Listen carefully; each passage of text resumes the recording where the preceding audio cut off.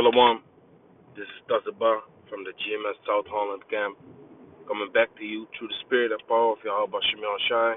Before I start off, I want to give all praises, glory, and the highest honor unto Yahweh Shem Yahweh Shai Shem Kakadash, double honors to the elder apostles of Great Millstone. Peace and salutations to the elect out there that's spreading this word of sincerity and truth all over the four corners of the earth. Yeah, man. Every now and then, brothers in this truth get a reality check. Okay, a reality check, wherein they see once again that this is not our rest, man. Okay, a reality check wherein they realize again this is not our rest. Okay, of course this is constantly on your mind. Of course, you constantly, whenever you wake up, whenever you look around, whenever you go to the job, you come home, you know this is not our rest, man. There is no rest. Okay, but Satan puts out certain specific moments, okay, wherein you just tend to hate this place a little bit more, than regularly, okay, and it might be, in all kinds of situations. It can be all kinds of situations within the body. Let me say within the body, for every individual person is different, okay, wherein you get tempted, man, wherein you get tempted, get triggered, okay, get furious, okay. Yahweh Shem Shai allows Satan to trigger brothers within this truth, everyone in each individual manner, okay. There's a special trigger warning for everyone. Okay, Micah 2:10. Arise ye and depart, for this is not your rest, because it is polluted. It shall destroy you even with a sore destruction. And that's just what it is, man. Okay, this place is polluted, this place is filthy. Okay, this place has to be destroyed. And there are certain key moments, okay, that are being touched by Satan, okay, wherein it becomes more clear, that this is just not the place of our rest, man. Okay, a kingdom awaits us if we hold fast what we have. A kingdom awaits us if we stay steady in the faith, if we stay steady, okay, in the truth, okay, not losing our garments, okay, not forsaking the word of Yahweh Shem Shai, not fainting. Also, man, because due to certain things that happen, you might faint, man. Okay, Yahushua addressed certain individuals, okay, in a parable that he said that, hey, they might faint. Okay, it says Matthew chapter 13, verse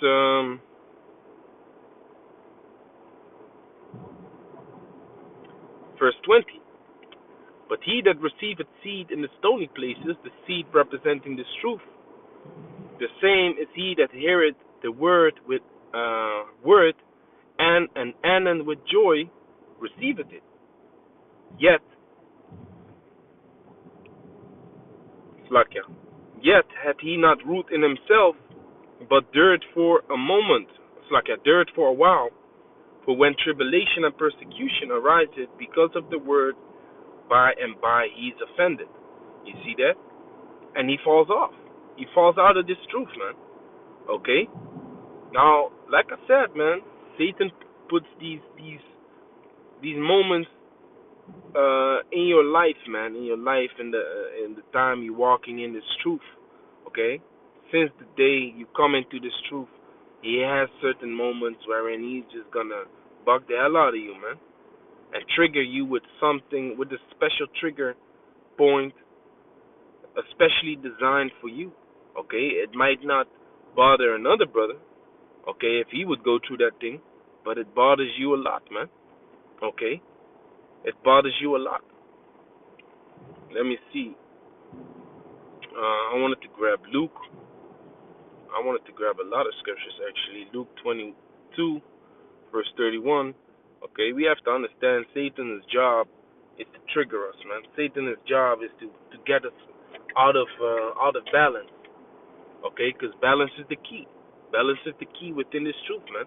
You got to do your day-to-day job. You got to do your day-to-day tasks. You got to sacrifice unto Yahweh Shem Shai, making these videos, making time for the Lord, studying, reading, making lessons, watching videos. Okay? So what we do within this truth is we create a certain structure for ourselves. Okay? Structure and a routine that we want to hold on to. Okay? Because when you create a routine for yourself, things become much easier, man. Okay? If you stick to that routine. But here it is. Shaitan comes. Okay? Shaitan, which is the adversary, he that opposes. And he's trying to disrupt that routine. That's just what he's gonna do. That's just what he does, man. If you're doing well, you're holding on, okay? Me personally, man, last week I was sick. I was sick as hell, man. You know? My throat hurt so much, I almost had to throw up from the pain, man. Okay? Now I'm getting better. Satan pulls up with something else. Okay? Should that bend me out of shape? Yeah, it does. It does bend me out of shape. Should it? Yeah, well, we in the flesh, right? Yahushua said also, like, hey, he knows what we go through. Because he was also touched with the feeling of our infirmity. So he knows what we're going through. Okay? And you don't want to be bothered by these worldly things, but it does bother you, man. Okay? And then you pray to the Lord to stay in the spirit. And there Satan is.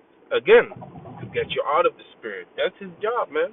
Again, brothers in this truth have to understand and know that every now and then, okay, the tempter coming around the corner. Even with the Lord Yahushua, he came.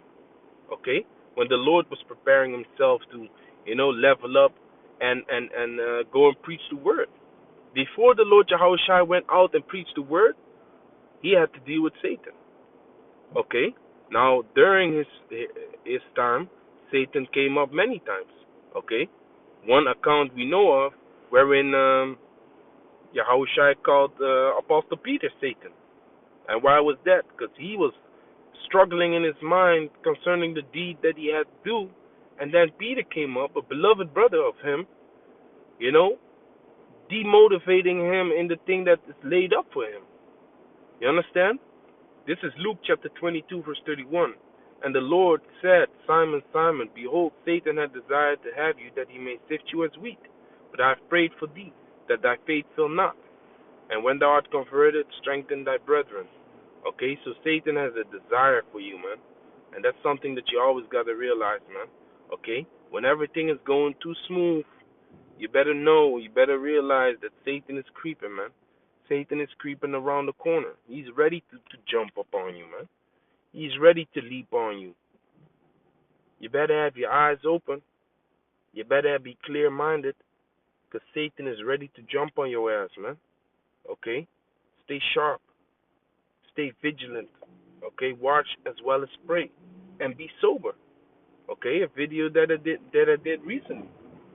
Okay? You gotta be alert. You gotta know what's around the corner. Okay? And that sometimes, man, even though you're super alert, you're super ready, and you know what's around the corner, Satan creeps upon you, man. That's his game. That's his duty. Okay? And he's mad childish. Okay? Cutting down videos, terminating channels, doing all this fuckery. We know this. But we got to stay in the spirit, man. And understand that, hey, that's what he does. Also, Hebrews says what? After ye were illuminated, you had to endure a great fight of affliction. This is Hebrews 10, verse 32. But call to remembrance the former days in which, after ye were illuminated, ye endured a great fight of affliction. Let me see what it says in the NLT. Okay, it says, think back on those early days when you first learned about Yahushua. Remember how you remained faithful even though it meant terrible suffering. Terrible suffering, man. Okay? So, don't be that type of brother that is looking at another man's affairs and is like, man, that ain't that heavy. My shit is way heavier. That's bullshit, man. You gotta slap yourself for that shit, man. For that type of spirit, man.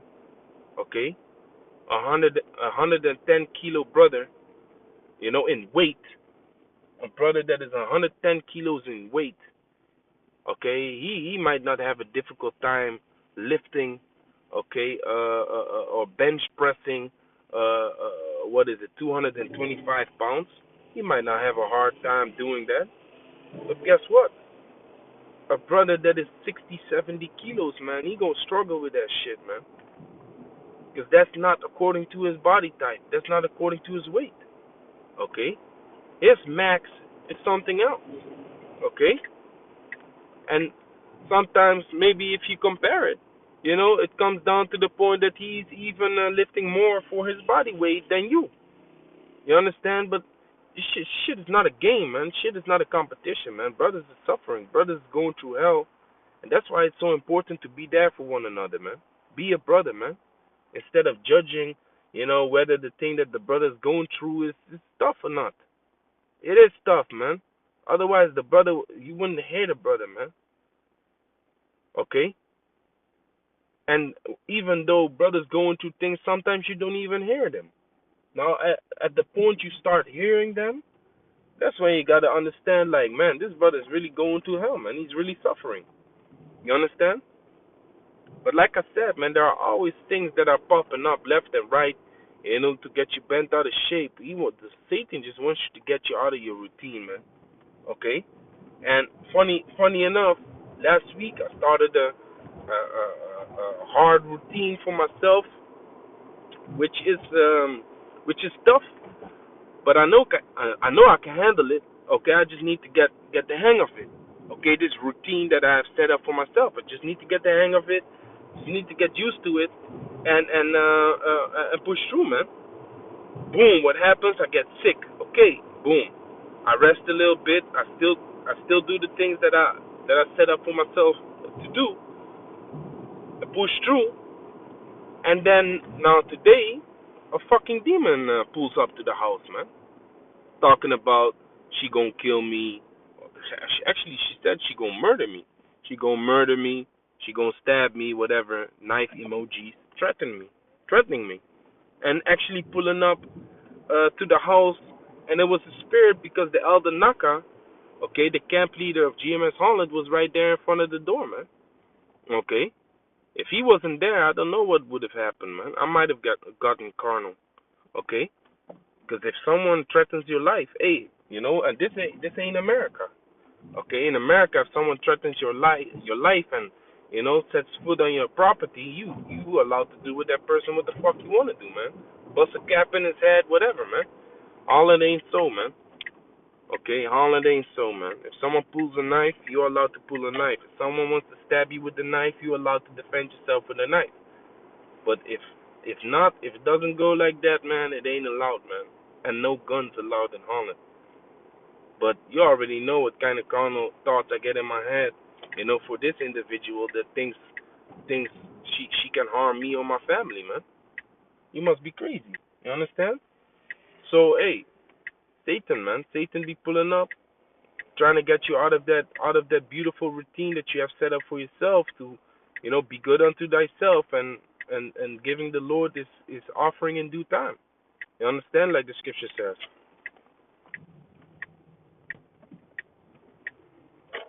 Let me pull that real quick and close the lesson.